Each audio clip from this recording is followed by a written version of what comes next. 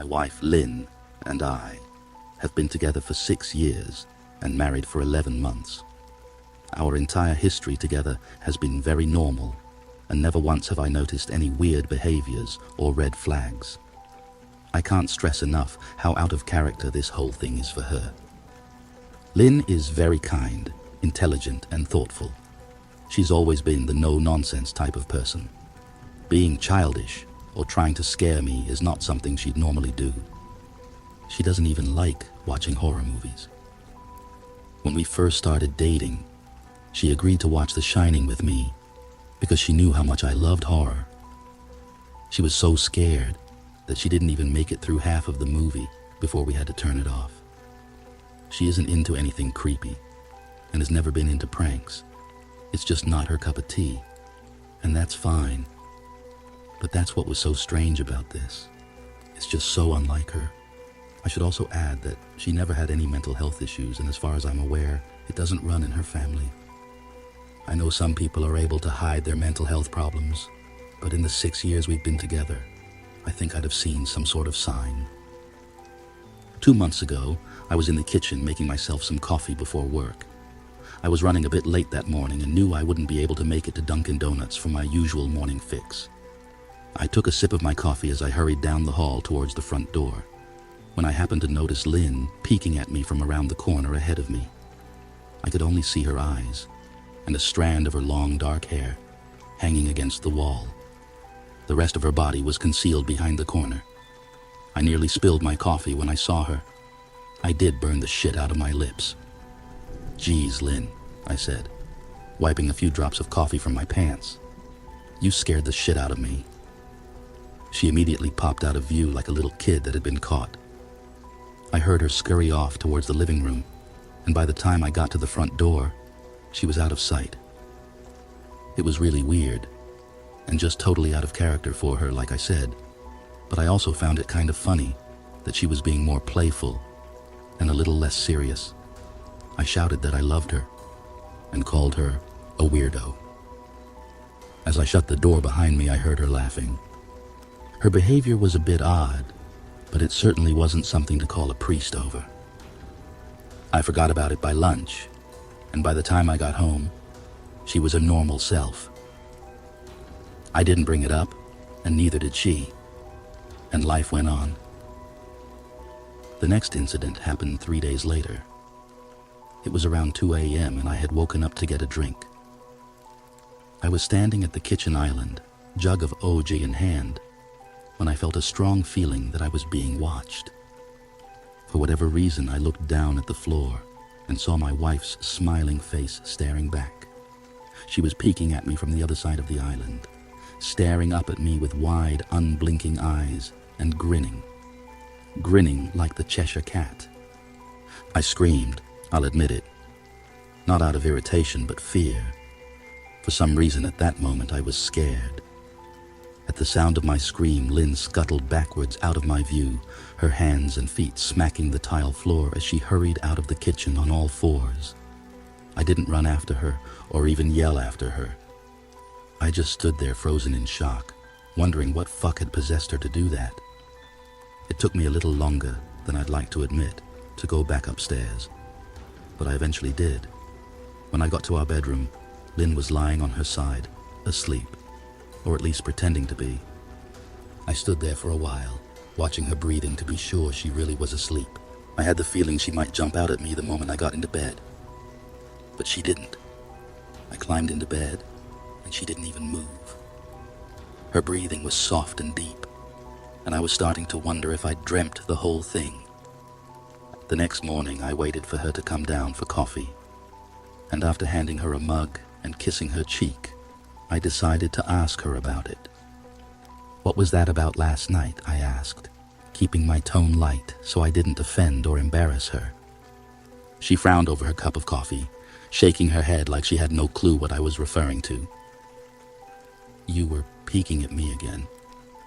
From over there," I said, pointing to the spot on the floor by the kitchen island. She followed my gaze, and when she looked back at me, she burst out laughing. She laughed so hard that I couldn't help but join her. You creep me the fuck out sometimes, you know that? I said. She giggled and set her cup on the counter and wrapped her arms around my neck. You creep me out all the time, so I guess we're even, she teased. We said our goodbyes and left for work. As I drove, I kept thinking about how creepy it had been, seeing her grinning at me from behind the island like that. The sounds her hands made on the floor as she crawled away. I told myself she was just trying to be silly, just trying to join me in my love of all things horror. It's not like I was afraid of her, but it still didn't sit right with me. I started seeing her peeking at me more and more. Sometimes she'd be peeking out from behind the couch or living room curtains. Once, she even managed to get inside her grandmother's old trunk that sits at the foot of our bed. I might not have even known she was there at all had the trunk's old hinges not given her away. She'd had the lid propped up just enough so that only half of her face peeked through. She'd been grinning like an excited toddler. It was unnerving.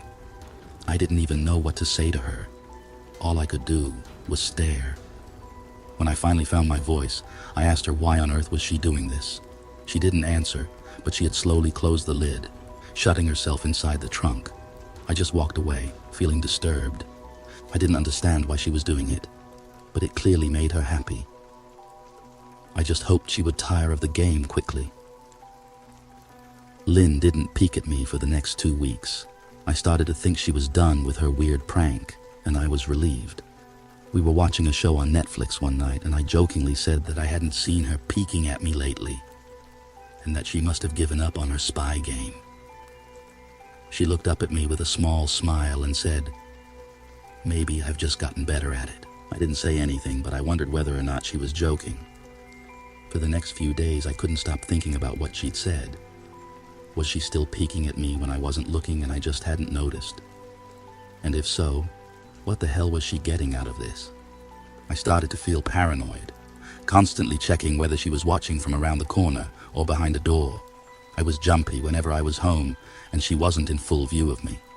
I felt stupid and a little crazy. But after a few weeks without another incident, I began to relax. I stopped checking behind furniture and walls and told myself it was just a bad memory. Then a few days ago, things got so much worse. Lynn left to go to a friend's, and I lounged on the couch and played a couple games on my laptop. Around 9 p.m., I hopped in the shower, and as I was washing the soap from my hair, I felt that awful feeling that I was being watched. I slowly opened my eyes and almost had a fucking heart attack. Lynn was peeking from behind the shower curtain, her entire head stretched into the shower, leaving just her body outside.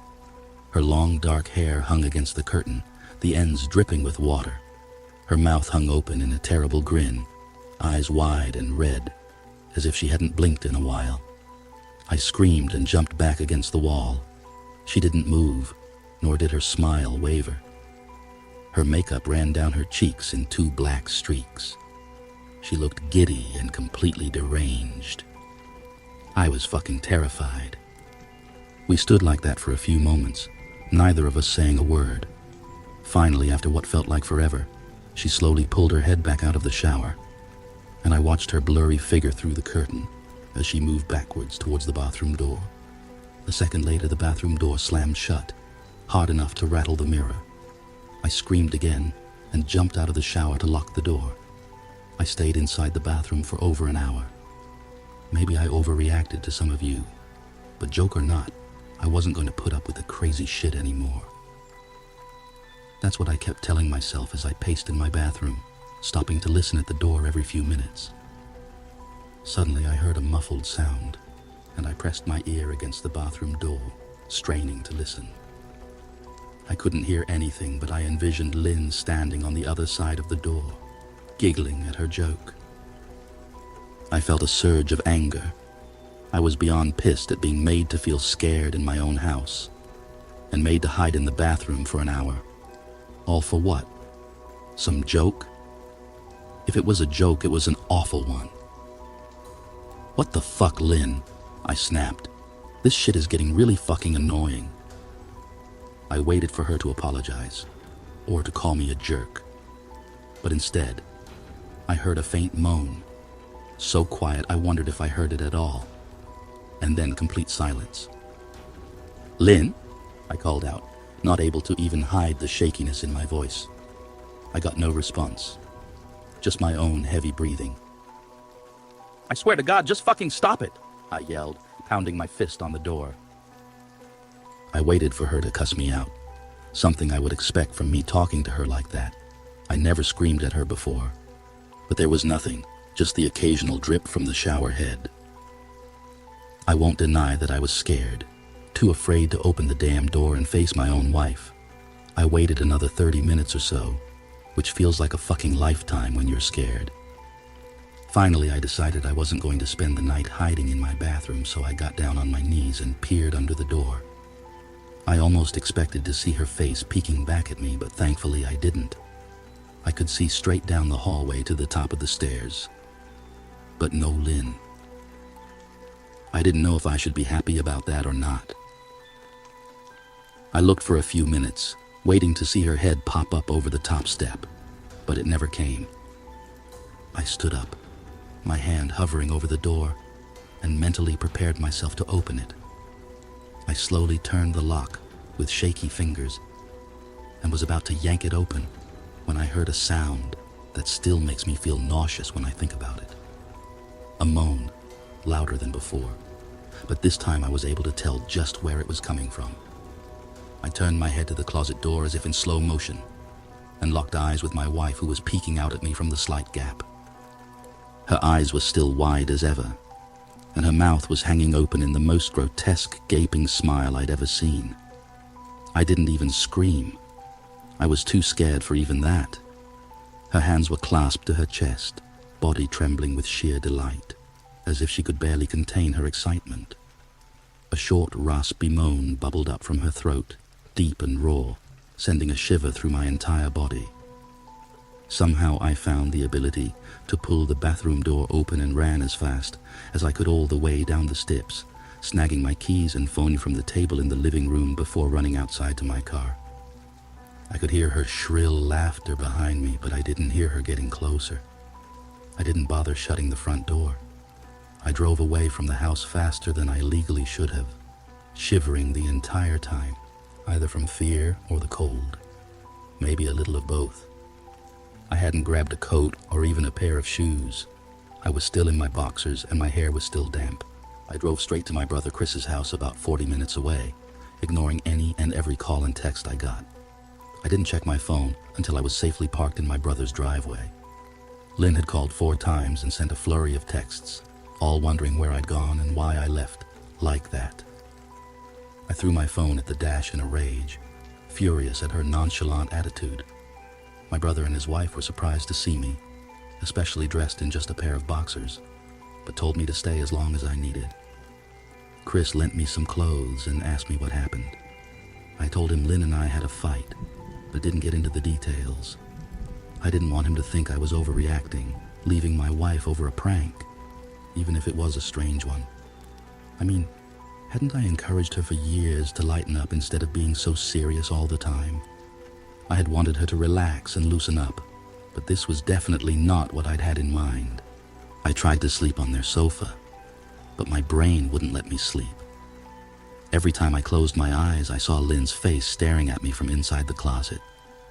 Knowing she'd been in there with me the entire time made my skin crawl. She'd never left the fucking bathroom at all. Instead, she slipped inside the closet and slammed the bathroom door shut to fool me. The mere thought of going back home gave me anxiety. I tossed and turned, unable to sleep. Chris ended up giving me a sleeping pill, so I was able to get a little rest. My sleep was filled with terrible dreams, all of Lynn's smiling face. I woke up just as the sun started to rise. My sore body ached from the sofa, and I felt drained. I knew I'd have to call Lynn at some point, but I didn't know what to say to her. I wouldn't be going home unless she gave me her word she'd never do any more creepy shit. I just wanted my wife back. Her normal, serious self never looked so good to me. I was contemplating calling her and telling her that, When that familiar feeling came over me, I was being watched. I was staring at the ceiling, my heart in my throat.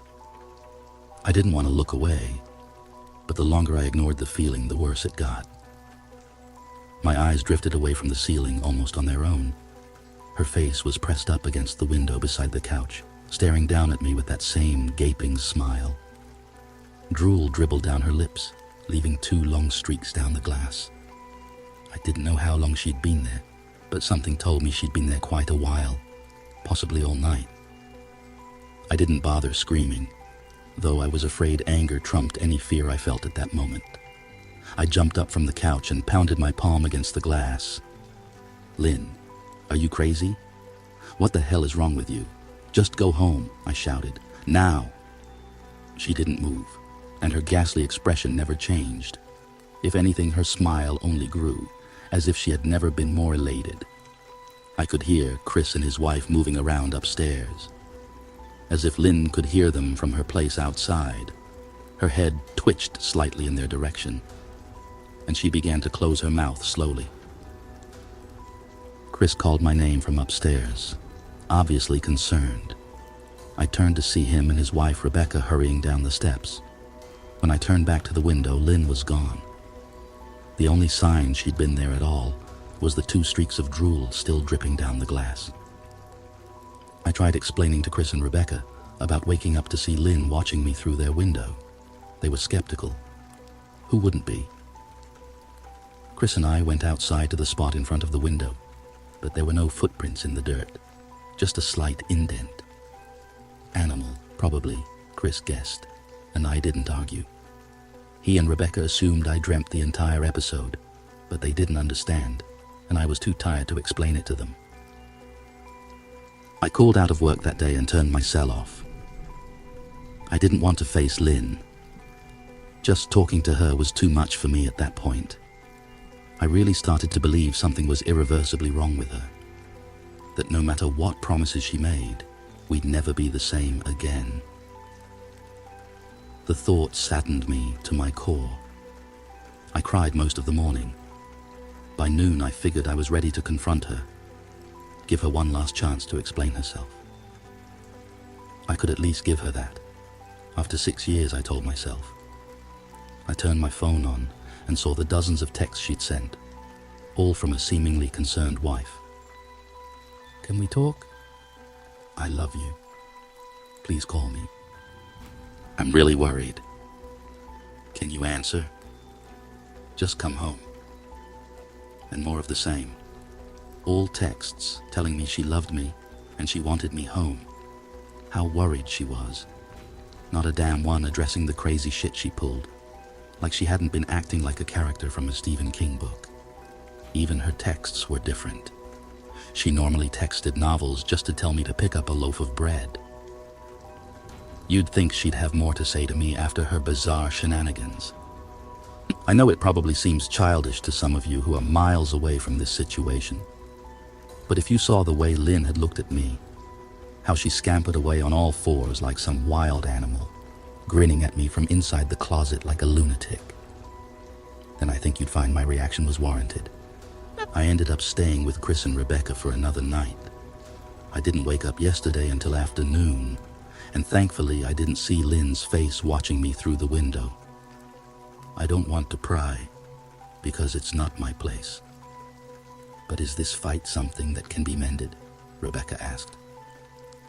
She'd made us both a sandwich for lunch, and I knew she wanted to breach the subject without seeming to be nosy.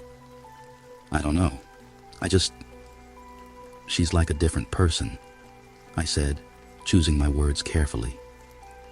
I still wasn't ready for her or Chris to know the full extent of the batshit craziness I had been dealing with.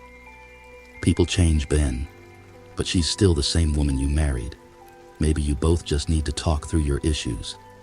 Whatever's going on, I'm sure it can be fixed, she said, ever the peacemaker. I think it's beyond that now. I don't think talking would help. I just don't trust her, I said. The words stung in my heart. I missed and loved my wife. But how could I live with someone like that? Living in constant fear didn't sound too appealing. Lynn loves you. She has to be absolutely crushed, she said. I don't know about that, I said. Well, she certainly seemed like it to me. I've never seen her so upset. Very much unlike the Lynn I know, Rebecca said, shaking her head sadly. It took a full minute for her words to really sink in, and when they did, I felt dread worming its way through my skin. Wait, what do you mean? You saw her? You saw Lynn? I asked, my mouth suddenly dry. Rebecca nodded casually as if that fact wasn't nightmare fuel. Maybe for her it wasn't. She stopped by this morning just after Chris left for work, she said, cleaning the plates from the table. I didn't see her car though. Maybe she took an Uber or something. Beck, what did she say? Did she come inside? I asked, sweat starting to break out on my forehead. I began looking around, examining corners as though a predator lurked behind them. No. She just asked if you were awake yet, and I said that you weren't. I asked if she wanted me to wake you, but she said no. Just said to let you sleep, she said, as she washed the dishes. That's all? She didn't say anything else? I asked. No. She looked awful, though, like she hadn't slept in days. I think you should call her. I got up from the table and thanked Rebecca for lunch. I felt a little bit better at the knowledge that at least she hadn't come inside. Still, I needed to double-check that the doors were locked. I sat for a while trying to figure out what to do next. I didn't want to go home, but I felt that I owed it to Lynn to help her if I could. Hadn't I swore an oath to love and honor her through sickness and in health? Clearly she was very sick. If she was sick, which I truly believed she was, I had to try and get her the help she needed. But I didn't even know where to start. I didn't want to call the police, and besides, what the hell was I going to tell them? That my wife was peeking at me? That she was being creepy? As bizarre as she'd been, she still hadn't committed any crime. Not yet, anyway. The police would have probably said that I was overreacting, but this wasn't some prank. It felt wrong, dangerous even, like something sinister lurked beneath her smile. I knew as her husband I was well within my rights to have her committed. But what if she simply acted normal in their presence? She'd obviously been able to fool Rebecca into thinking she was just a concerned wife. As long as the doctors didn't find her a danger to herself or others, they'd have no choice but to release her after 72 hours. I felt lost and overwhelmed, so I did what any husband in my position would do. I called her mother. I didn't want to, believe me.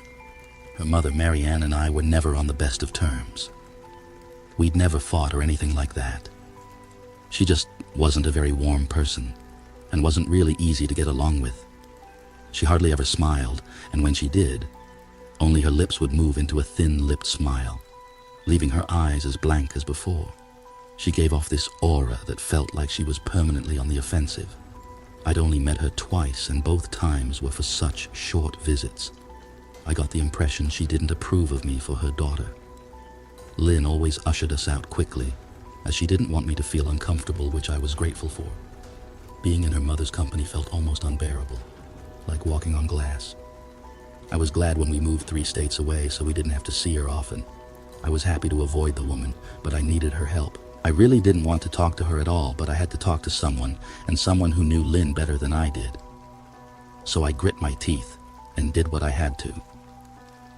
Yes, she answered, already sounding irritated. Marianne, it's me, Ben. Do you have a minute to talk? I asked. I could hear her cluck her tongue in irritation. I'm in the middle of writing some checks, but if you insist, I suppose I can spare a moment. What is it that you want to discuss, Benjamin? She said, coolly, it's about Lynn. She's been acting strangely, and I was wondering if you had any idea whether there was something. I was quickly interrupted. It's a bit difficult to follow your rambling, Benjamin. What is that you want from me? She asked. I could almost see her standing there in her thin sweater and slacks, tapping her fingernails impatiently on the table. I wanted to know if you'd ever noticed any odd behavior, or possibly any mental health issues, I asked. There was a long, uncomfortable pause that I couldn't tell was because she was just thinking, or something else. Finally, after a few seconds, she spoke. I'm not sure if this is one of your jokes, Benjamin, but if so, I don't find the humor in it. Now, I do have business to attend to, as I've said, so if you don't mind, she said. But I cut her off before she could get rid of me. Marianne, it's not a joke. I'm sincerely concerned about Lynn's mental health. Her behavior has been very erratic lately. I'm very worried about her, and I figured as her mother you would be as well, I said, my frustration evident in my voice. If you're truly concerned, then I suggest you get the health professionals involved. I don't know what you expect of me. She snapped. I could tell she was seconds away from hanging up, and for some reason, I was desperate not to let her. I had the feeling that she knew a lot more than she was letting on. Please, if not for me, do it for Lynn. I tried. I heard a faint, shaky intake of breath, as if she were trying to hold her steely persona together but failing. Marianne, what's what? I started. Benjamin, I don't know what to tell you. My only advice would be to seek professional help. Do not call here again. Goodbye. I tried to call out to her, but she'd hung up. I tried to wrap my head around the call and her refusal to help me. Even if she didn't like me, why wouldn't she want to help her own daughter? I couldn't understand that. I tried to replay the conversation, desperate to find something I missed. After a while, I almost gave up, until I remembered her last words to me. Seek professional help. She'd said those words with a bit of urgency. I could have just been grasping at straws, but no. I was sure her voice had changed ever so slightly when she'd said that, as if they were very important. What had she meant?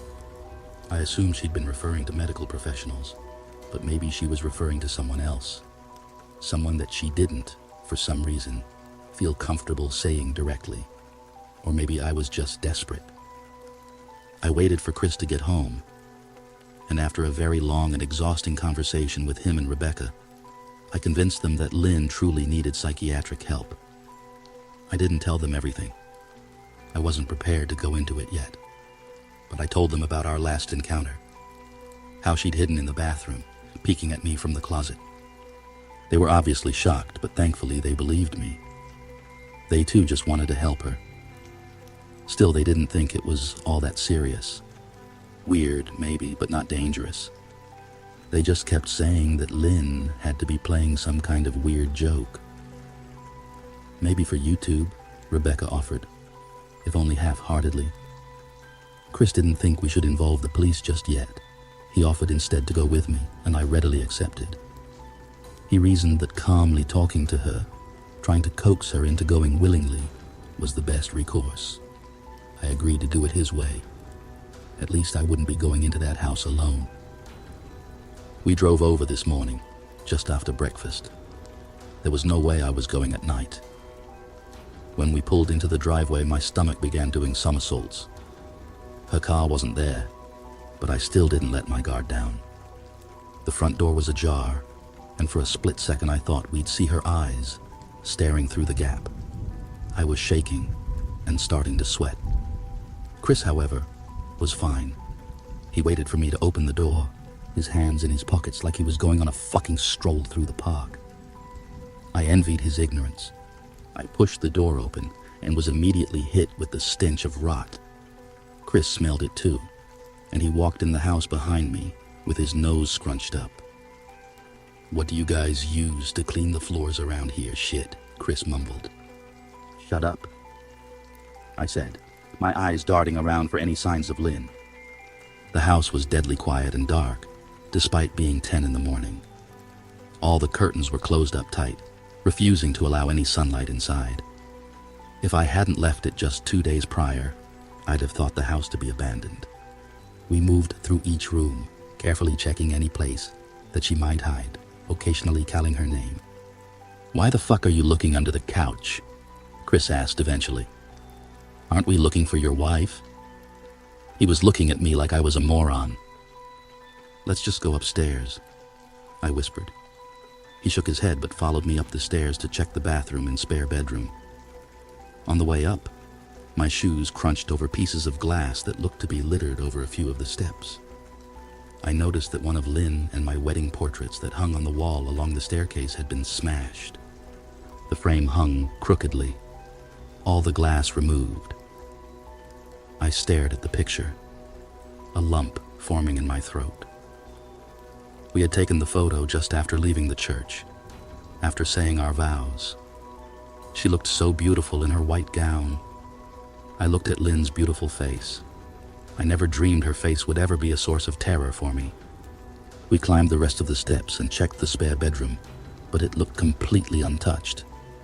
I was hesitant to go into the bathroom, my fear from that night coming back to me all at once. Chris noticed and offered to go in by himself, but I couldn't let him do that. So we walked in together, checking the closet and the shower. The bathroom looked as if it hadn't been touched since the night I left. I don't think she's here, Ben. Why don't you pack some clothes and we'll try coming back tomorrow, or something? Chris said. I nodded and went into our bedroom and shoved some clothes into a duffel bag. When I checked inside our closet, I came across the source of the smell and gagged. Chris took one look and lost all color in his face. He had to go stand by the stairs to get away from the sight and smell. I gazed down in shock at what lay inside my bedroom closet. Soaking into the rug were at least a dozen eyeballs, all carefully laid out in pairs. Some were as large as a quarter, while others were as tiny as a marble. I stared down at the eyes she'd collected from small animals, and I wondered how she'd gotten them, and shuddered at the thought. Man, I thought I had it bad with Becca's shoe addiction. But fuck me. Your wife's in here collecting eyeballs, Chris said, gagging. Ben, I think we should go, he called from the hall. I'm getting nauseous. All right. I grabbed my duffel and shut the closet door on my new nightmare. I stepped out into the hall and took a deep breath of air. I could taste the rot on my tongue and I couldn't help but gag. Who the fuck lines up eyeballs in their closet like that? Chris mumbled. I tried to tell you she needed help, I said. She doesn't need help, Ben. She needs a fucking exorcist, he said. You coming or what? I can't stand the smell any... His words died in his throat, and his eyes grew wide with fear. I didn't ask him why. I could feel it. Someone was watching me, and I didn't think it was the eyes in the closet. I turned around, my eyes slowly scanning the bedroom. Christ, I whispered, as I finally saw what we'd missed. Under the bed, curled on her side, watching us with the excitement of a kid on Christmas morning, was my wife. She held her hands together just under her chin, and they were shaking eagerly. Now that she knew she'd been found, I could hear the quiet noises she was making, a sort of hiccuping sound in her throat, as if the excitement was just too much for her. It was unnerving to say the least. Wide eyes and that same huge smile. Everything in me told me to run, but I forced it away. This was my wife. No matter how twisted, she was still the woman I married. I had to help her. Lynn, I said softly. She didn't respond, but her head bobbed back and forth in two quick little movements, as if she were nodding. Baby, I just want to help, okay? Can you let me do that? I asked. I had taken a single step forward, approaching her like some kind of dangerous animal. I love you, Lynn, I said softly, taking another step closer. She let a tiny moan escape her wide open mouth, and I had to resist the urge to run. Her shoulders were starting to quiver, and her eyes grew as large as saucers. I crouched down so I could see her better, and immediately saw the blood. Her hands were covered in it. They trembled more the closer I got, as if she was barely able to contain herself. Lynn, Are you hurt? You're bleeding, I said. She bobbed her head again, her bloody fingers moving up and down as if playing an invisible piano. They occasionally grazed her chin, leaving smears of blood on her skin. I wanted to recoil in disgust. The smell that was coming off of her was revolting. I could feel the vomit trying to climb up my throat. Her lips were dry and stretched thin, blood seeping between the cracks. I knew she wouldn't come out on her own, but I didn't want to leave her in the state she was in. I scooted closer and reached out to her. The excited hiccuping sounds got louder, and her hands shook, fingers flexing. It was then that I could see the blood oozing from in between her fingers. "Oh my God, Lynn, you're bleeding," I said. Instinctively, I reached out to take her hand, but before I could even touch her, her hand sprang out towards me. A sharp pain shot through my arm, and I fell back on my ass. My arm burned, and I could see the blood dripping down onto the carpet. I looked back at her in shock, and saw her grinning madly, her fingers clutching a large shard of glass. "You all right in there?" Chris asked from behind me. I turned my head slightly and nodded to him, cradling my arm to my chest. When I turned back to face Lynn, I saw that her focus had shifted. She wasn't looking at me anymore, and she wasn't smiling anymore either. She was staring past me, her eyes glaring at Chris the way a hungry lion might stare at an antelope. Her mouth was still hanging open, but it was twisted into a snarl. I got to my feet and began walking backwards down the hall, afraid to take my eyes off her. "Are you bleeding?" Chris asked. The moment the words left his mouth, Lynn started fast scooting out from under the bed, the glass shard still in her fist. "Chris, run! Go!" I yelled. He must have been too afraid to move, because a second later, I felt my back bump into him. He was still standing at the top of the stairs, staring at the horror that was my wife. Lynn had crawled completely out from under the bed and stood in the bedroom doorway, her face twisted in rage. Her whole body was visibly tense. Blood ran down her fingers and onto the floor. "Jesus, Lynn," Chris said. You, playing hide and seek?" I reached back and pushed him towards the steps. "Move your ass, Chris," I said as quietly but firmly as I could. Lynn bobbed her head in fast, sharp motions and began to grin, stretching her mouth open wider and wider so that her chin seemed to touch her chest. I heard Chris mutter a prayer, and then he was running down the stairs. I stood at the top of the steps, stuck between the love for a woman who clearly needed serious help and self-preservation. "I only want to help," I said, choking back tears. Her eyes focused on me once again as she slowly lifted the glass, holding it out in front of her. And then she started sprinting towards me, grinning with utter excitement. Thankfully, my body took over, and I flew down the stairs, skipping 2 or 3 at a time. I made it to the front door before I felt her leap onto my back, wrapping her arms around my neck, her open mouth next to my ear, so that I could hear those terrible hiccuping sounds up close. I shook her off me, knocking her to the floor. I felt a searing pain in my back as she went, but I tore open the front door and bolted to my car. Chris was standing in the front yard, talking on the phone with the police. I didn't say a word. I just ran to my car and jumped in. Chris took the hint and followed me, still on the line with 911. I watched the rearview mirror, sure I'd see her there, running after us, but I never did. I went straight to the ER and got 11 stitches in my arm and 3 on my back. The police asked a lot of questions and went back to the house to do a search. But of course, Lynn wasn't there. They advised me to stay with a friend or relative for a while and to file a restraining order as soon as I could, but none of those things would matter. Somehow I just knew. I dropped Chris off at home and went to a motel an hour away. I wanted to put as much distance between me and Lynn as I could. This is where I've been for the last 4 hours. I thought maybe the police would find her. Maybe they'd get her the help she desperately needs. But now I don't think so. Because 40 minutes ago I got a text from an unknown number. Just 3 words. I found you. And a picture attached. The picture was dark and grainy, but I instantly knew what it was. There was no mistaking my wife's eye. I started typing this out immediately after. I don't know what to do.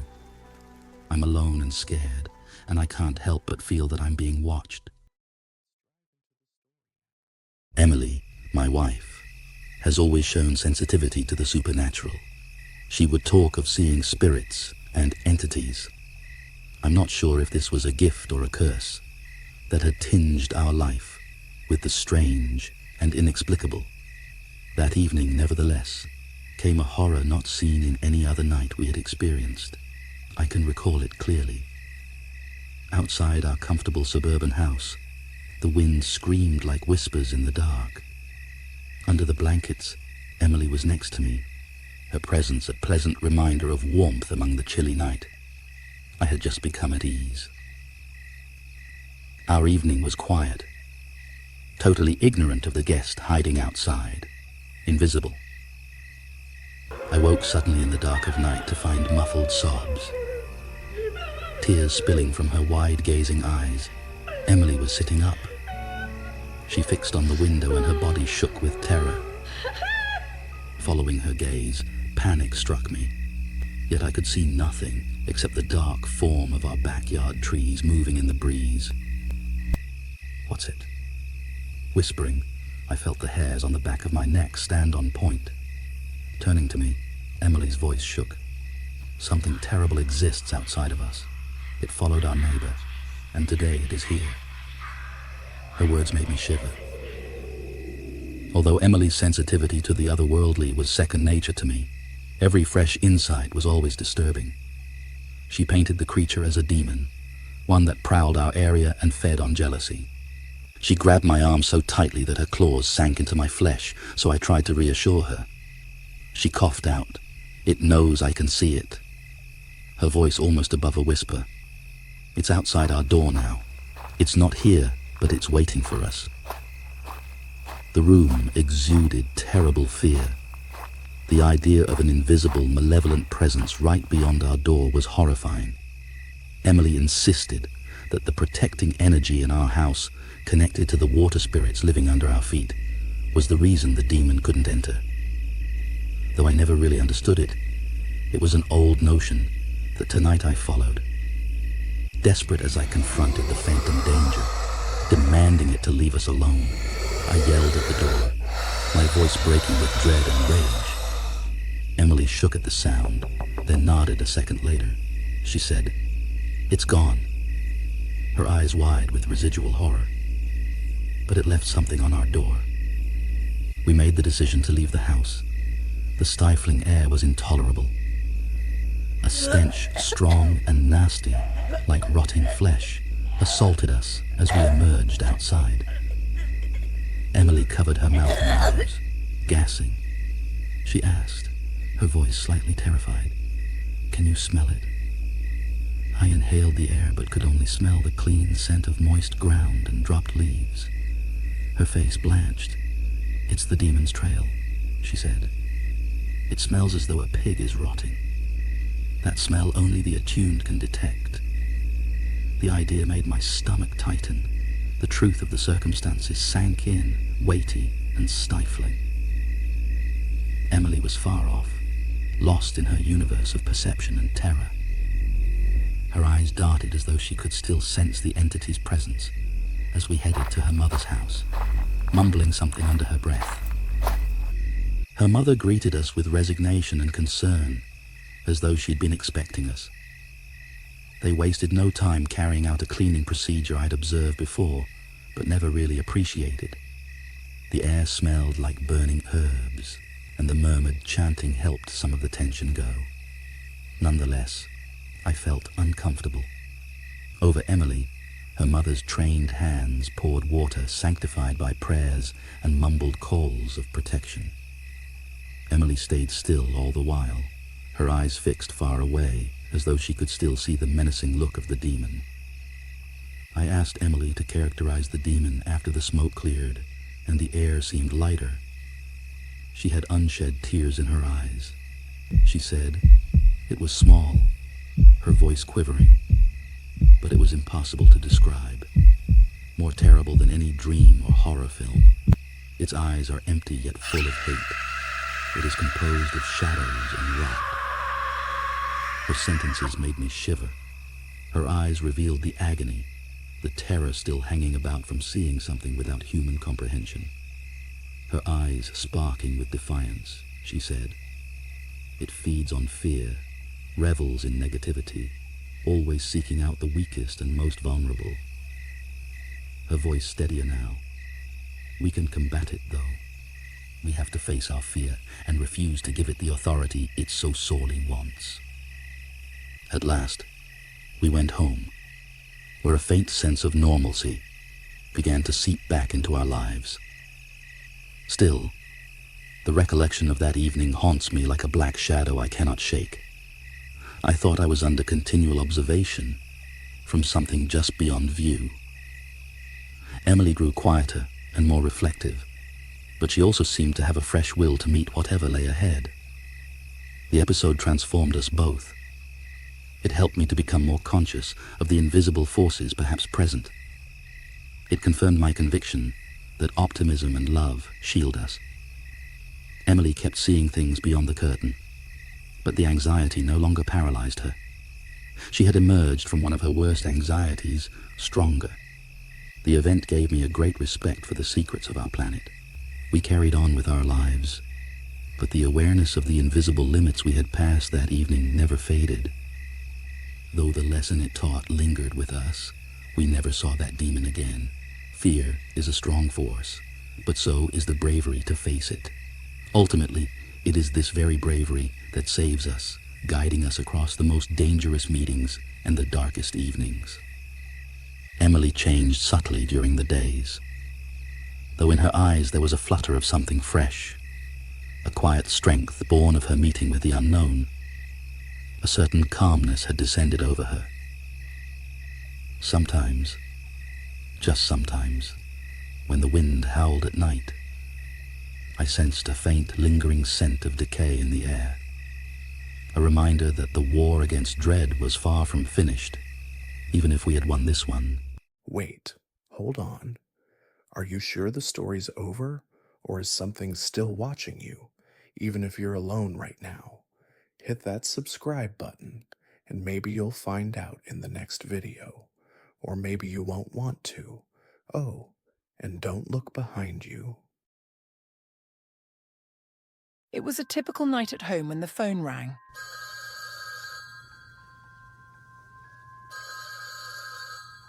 I remember the hollow dread that seized my chest the moment I answered.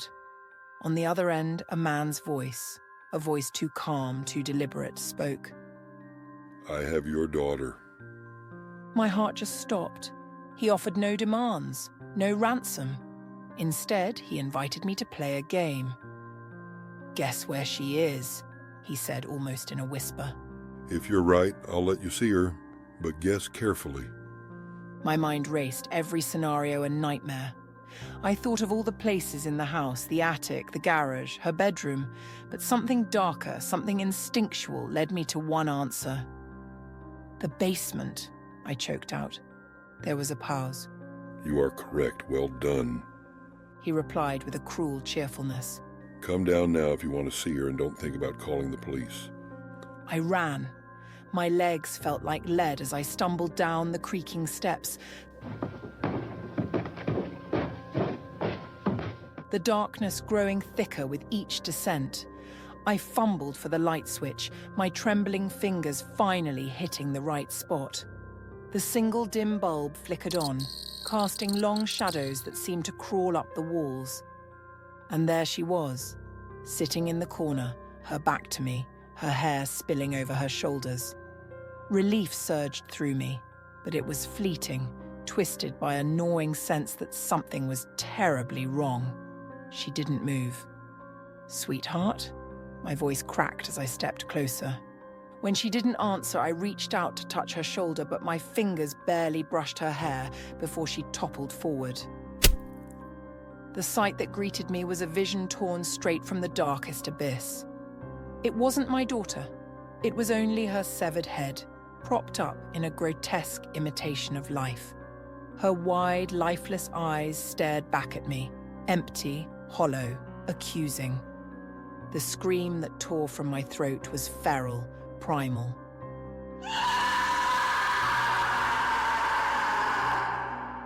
But the horror didn't end there. The man's voice crackled through a hidden speaker. Oh, I forgot to mention, every other choice would have been correct too. His mocking laughter echoed through the basement, ricocheting off the walls. Panic overtook me as I realized the game wasn't over. The walls seemed to close in, the shadows lengthening, reaching for me. I spun around, searching for the source of his voice, but there was nothing. Just the cold concrete walls and the stench of decay. The speaker crackled again. Look behind you. I froze, every instinct screaming not to turn. But I did. And there, emerging from the shadows, was a figure, a twisted reflection of my daughter. Her face was gaunt, her eyes burning with malice, her lips curling into a smile that was all wrong. She moved toward me, each step deliberate, agonizingly slow. Her small, delicate hands reached out, but there was nothing childlike in the way her fingers curled like talons. I backed away, stumbling over debris, my mind unraveling as I tried to reconcile what I was seeing with what I knew was impossible. This couldn't be my daughter. She was gone. She was dead. But this thing wore her face, her voice. Mommy, why didn't you save me? Distorted and dripping with venom. The lights flickered, and in that strobe of darkness and light, she was suddenly in front of me, inches away. Her cold breath brushed against my skin as she whispered, "You chose wrong, Mommy." The bulb burst,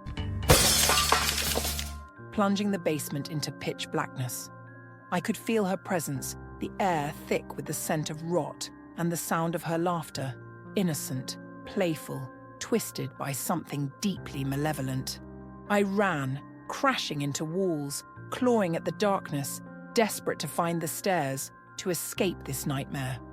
But the laughter followed me, closer, closer, until I felt icy fingers brushing the back of my neck. And then I fell hard, hitting the floor with a bone-crunching thud. As I lay there, pain radiating through me, I heard the man's voice one last time, his tone a sickening blend of amusement and triumph. It was never about the basement. It was about making you suffer, and now you get to stay. The last thing I heard was the scraping of small bare feet approaching, and the whisper of my daughter's voice, no longer pleading, but filled with a dark hunger. "Let's play again."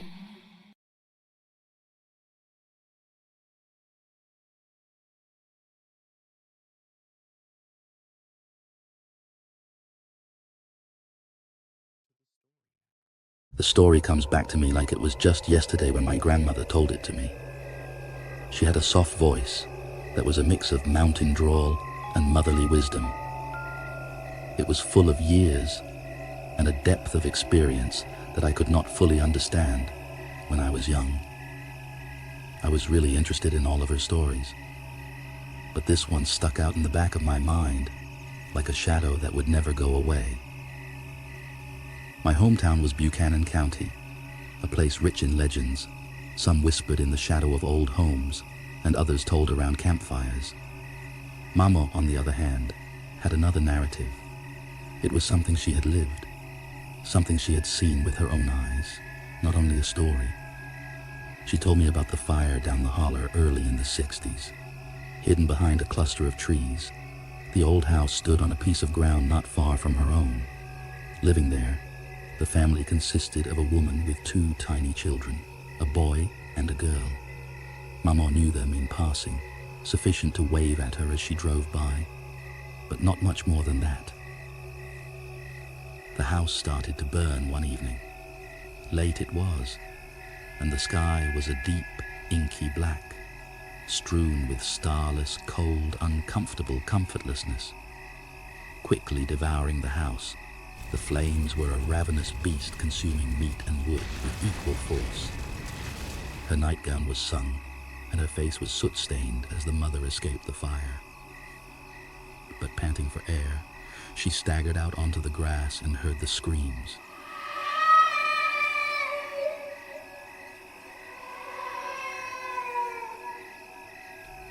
The fearful, desperate cries of her children caught within. Driven by a mother's instinct and a love so strong it challenged logic, she ran back into the blazing house without thinking twice. But the heat was too great and the flames too fierce. She never got out. Their lives were extinguished like candles in a storm, each dead that night. The house was barely more than a charred skeleton following the fire, a shadow of what it had once been. But folks began chatting not much later. Stories about unusual lights flickering close to the ruins, and tiny luminous orbs hovering and dancing in the air started to spread. While some said it was simply swamp gas or a trick of the light, others, like Mama, knew differently.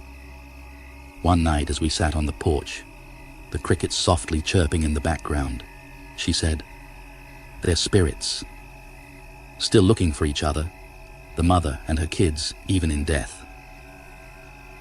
I recall asking her whether she had personally seen the lights or merely heard the narrative. She gave me those wise, elderly eyes, a small grin flickering on her lips. "I seen them, child," she said. "Still, nothing makes one particularly afraid. They imply no damage at all, simply a mother looking for her tiny ones. That marked the end of it. Or so I reasoned. The narrative became simply another ghost story to tell over a campfire, a memory to dig out and dust off when I wanted to remember the days Mama was still alive. It became just another bit of my childhood. But as I grew older, I felt myself pulled back to that ancient hollow, back to the site where the house had once stood. I could not explain this impulse or resist this draw. Long after Mama had gone, one summer evening I resolved to visit the site personally. Perhaps it was curiosity, or perhaps it was a need to prove to myself the narrative was only that, a story. The hollow was silent, nearly unrealistically so, towering and silent.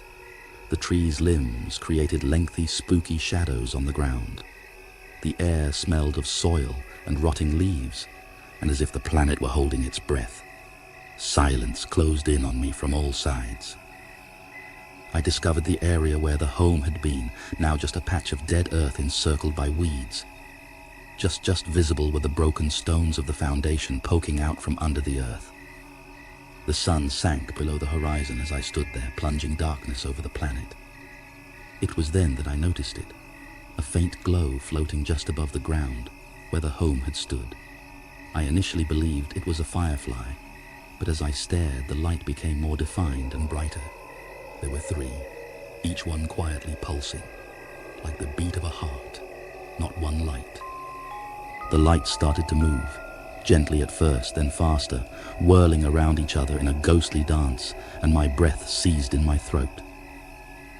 They captivated me, something that drew me in, closer and closer till I was standing just in the heart of their ethereal performance.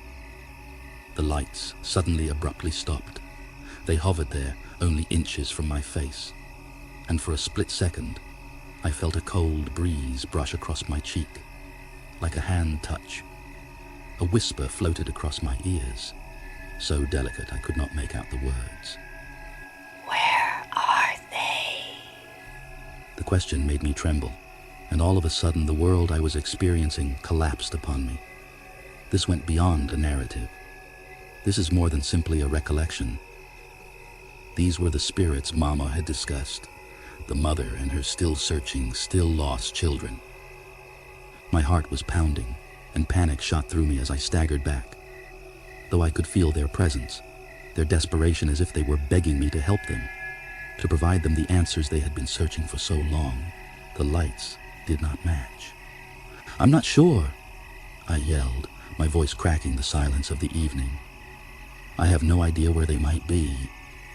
The lights fluttered, and for a second I thought they might go, but instead they flared brighter than before. Once more the whisper arrived. This time the words were clearer and more precise.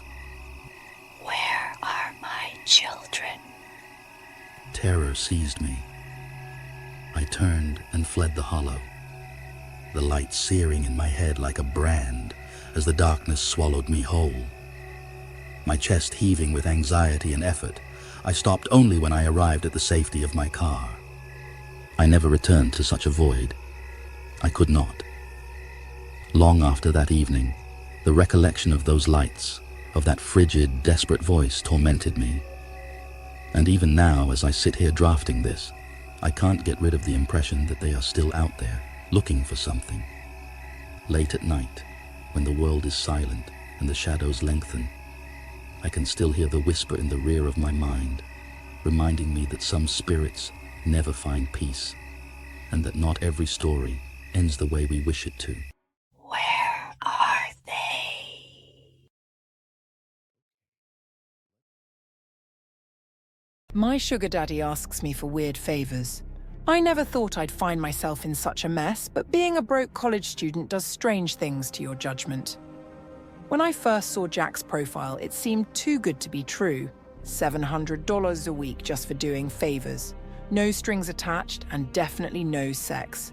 I swiped right, half out of curiosity, half out of desperation. To my surprise, we matched instantly. His first message popped up right away. Hey there, sweetheart. I cringed at the word sweetheart, but I forced myself to reply. $700 was $700 after all. His profile said he was 45, though he looked like he was in his early 30s. Jack claimed to run his own business, though he never mentioned exactly what it was. We messaged back and forth for a while until he casually asked for my Venmo to send me my first payment. I felt a rush of excitement when the notification came through. $700. It was real, but I couldn't shake a sense of unease, so I asked him the obvious question. What exactly do you need me to do in return? His reply was almost instant, with a smiley emoji. Just a few favors, nothing crazy. That smiley face didn't sit right with me, but curiosity and the allure of easy money got the better of me. The first task seemed innocent enough. Pick up a package and drop it off at his house. He sent the address to the pickup location, adding, "You'll need to use a different app to get the details. You got Kik? Or just send me your number." Kik? Really? What year was this?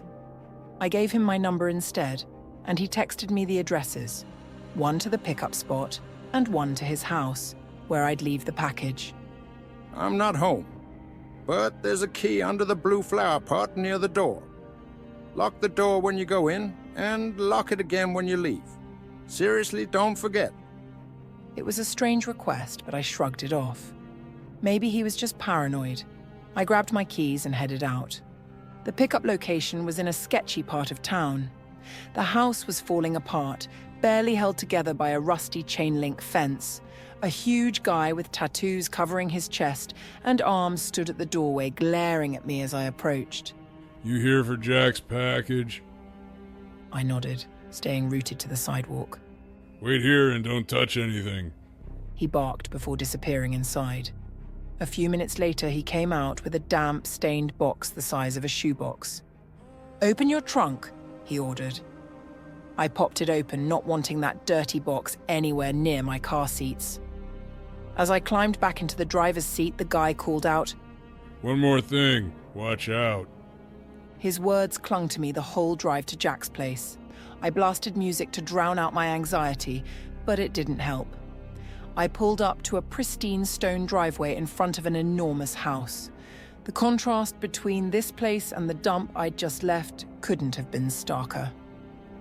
I found the key under the flower pot and stepped inside, locking the door as Jack had insisted. The house was luxurious.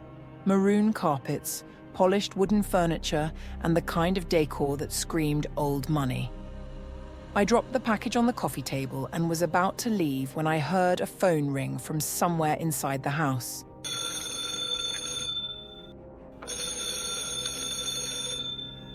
My own phone also buzzed in my pocket. "Don't answer any calls unless they're from Marvin," the message read. My skin prickled. Who the hell was Marvin?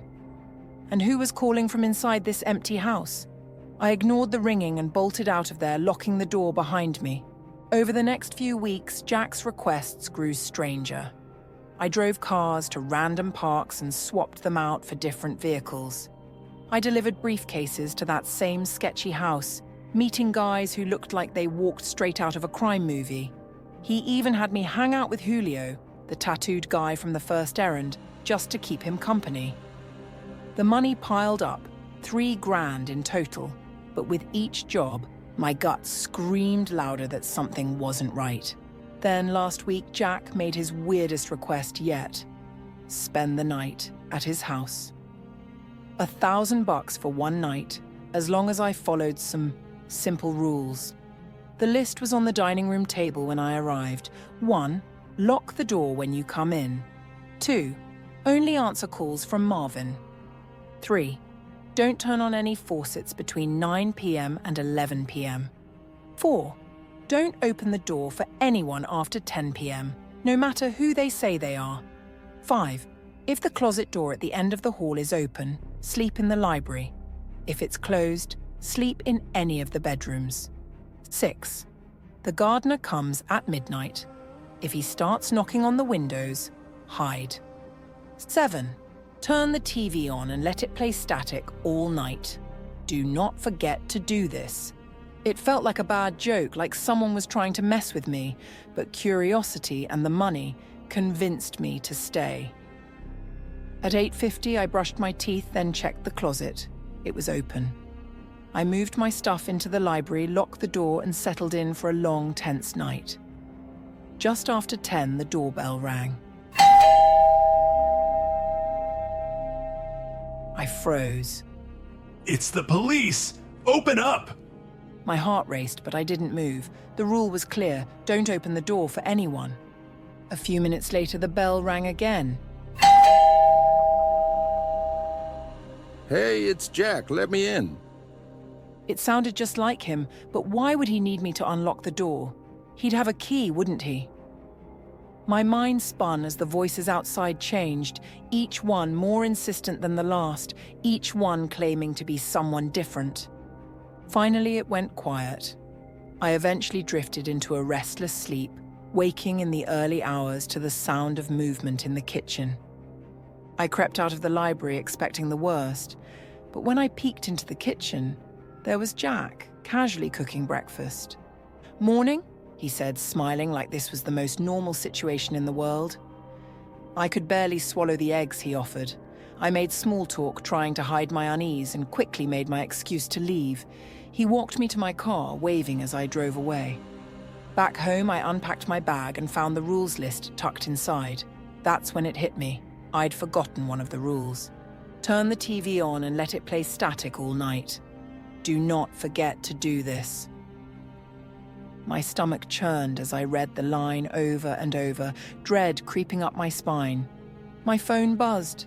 A payment notification. The $1,000 had come through.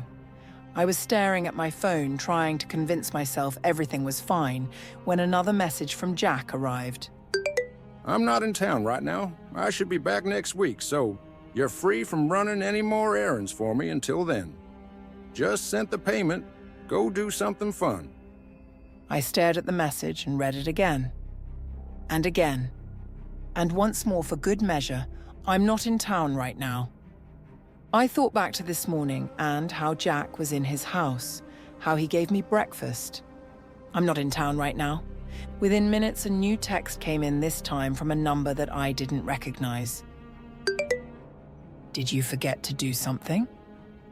The text was followed by a picture of Jack, or whoever this version of Jack was, standing in front of the TV. I didn't respond. Next came another picture. This one was of the outside of my house. It was followed by another text. Watch. Out. Under the low light of my apartment, I gazed at the handgun, its cool metal glinting. One lone bullet glittered menacingly next to it. Tension permeated the air, and I could feel my children's weight, each of them waiting for my response. John's comments kept coming back to me, twisting and turning as they sank into my gut. "We would advise it would be best if you returned with Mom," he said. Right then, it was a joke. Some nasty jokes helped to ease the awkwardness of our family get-togethers. But I saw no sign of humor when I stared at my son. His face was pallid, his attitude deadly serious. Avoiding my eye, Sarah fidgeted with the hem of her jumper. Derek moved uneasily, his fingers on the couch's arm tapping a tense beat. They were not pulling a practical joke. This was, they really thought, the answer. I briefly felt the familiar feeling of wrath boiling up. How could they possibly advocate such a thing? I brought them in better than that. But as soon as the wrath subsided, it was replaced by something far more terrifying. A growing awareness that perhaps they were not totally mistaken. I was rather old. I am alone myself, and I was exhausted, so worn out, with the unrelenting loneliness chewing at my bones. There was a certain sick attraction in the thought of seeing my wife again, and breaking out from this never-ending cycle of empty days and nights. But not like this. Not via a bullet. Is this sort of sick joke? At last I could choke out, my voice shaking with a mix of terror and incredulity. John gave a slow headshake. "We are serious, Dad. She would have wanted just this." "What? Whom?" My heart hammering against my chest. I muttered. "Mom," Sarah whimpered, tears filling her eyes. "Dad, she had been waiting for you. She asks you to come along. She is lonely as well." The room seemed to be closing in on me, the walls squeezing near, the air getting thinner. I fast blinked, attempting to understand their words. One was insane. Children of mine had gone insane. But when I gazed at them, I could see the authenticity in their eyes. This was not a fantasy. They honestly thought what they were saying. "She has been paying us visits," Derek said, his voice almost audible above a whisper.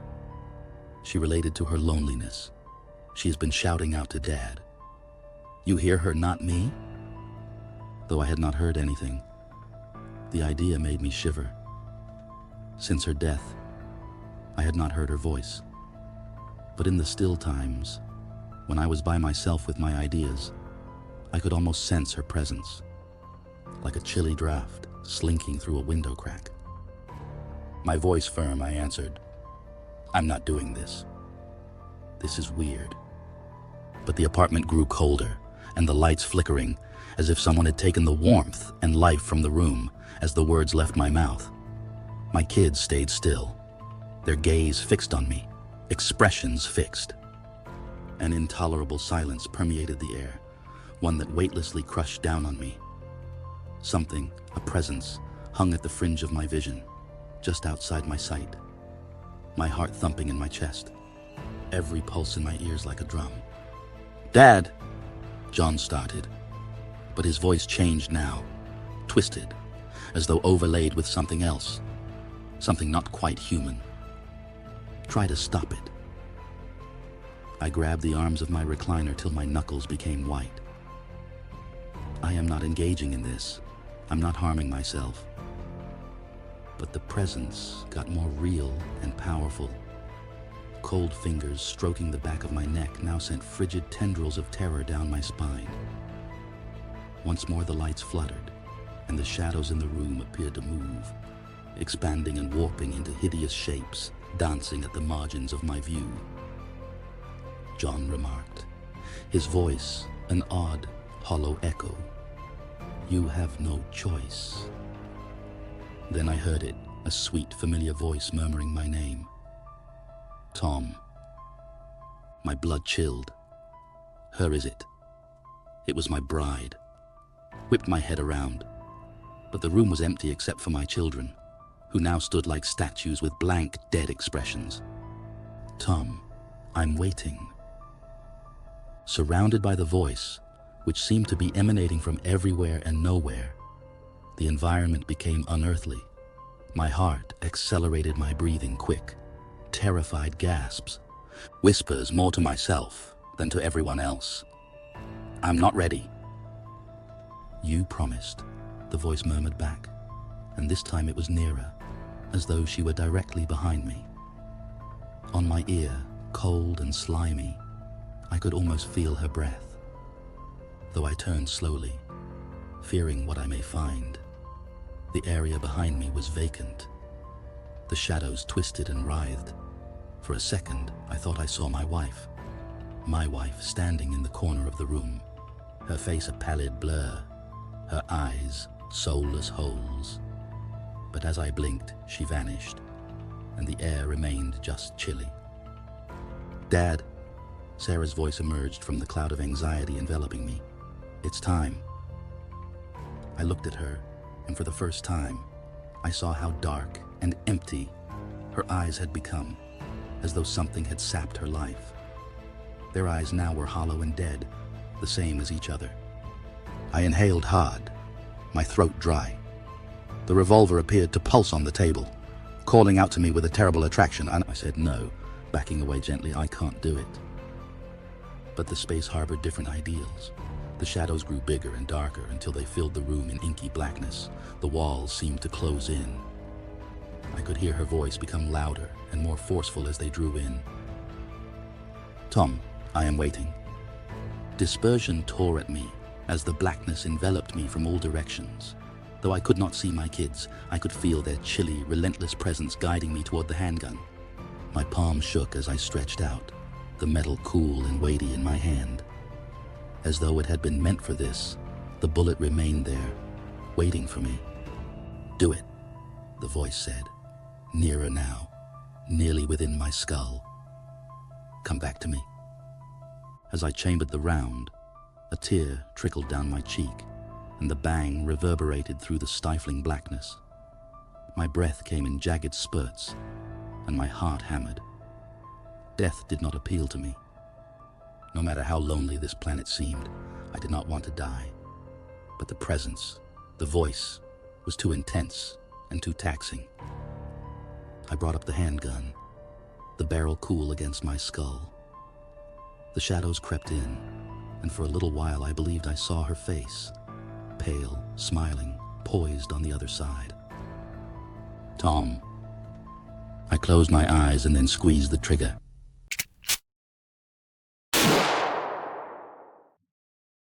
For a minute I felt nothing. The blackness burst into a brilliant white light. No suffering, no anxiety, just a strong sense of tranquility. Then the light dimmed, and I was standing in my apartment with the handgun still in hand, the bullet unaltered. The air warmed once more. The shadows vanished. Not one could find my children anywhere. It was just me. And the voice persisted gently, constantly, in the rear of my consciousness, waiting, forever waiting.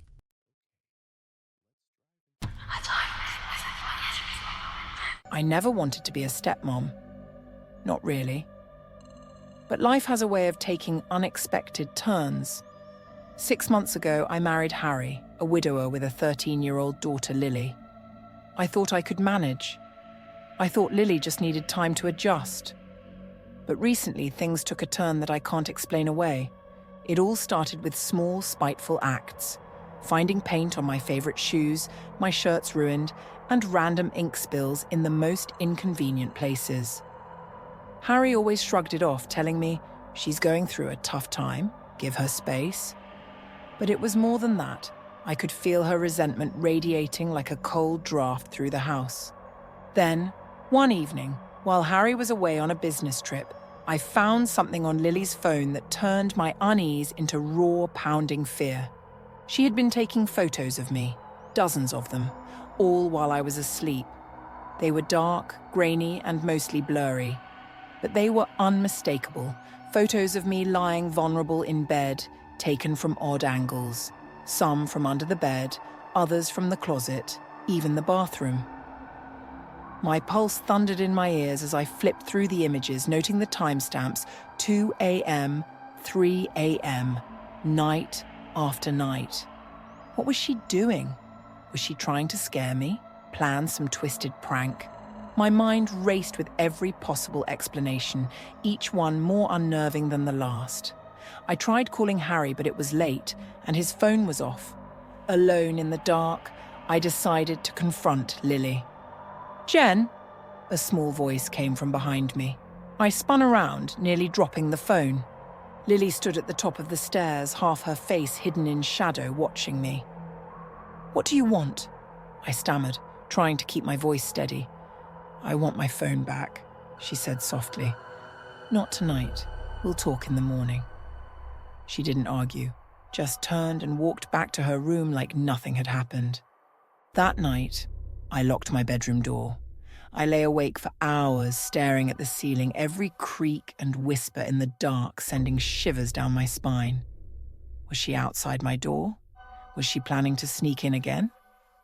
The next morning, I finally got through to Harry. He was quick to dismiss it. "She's just acting out.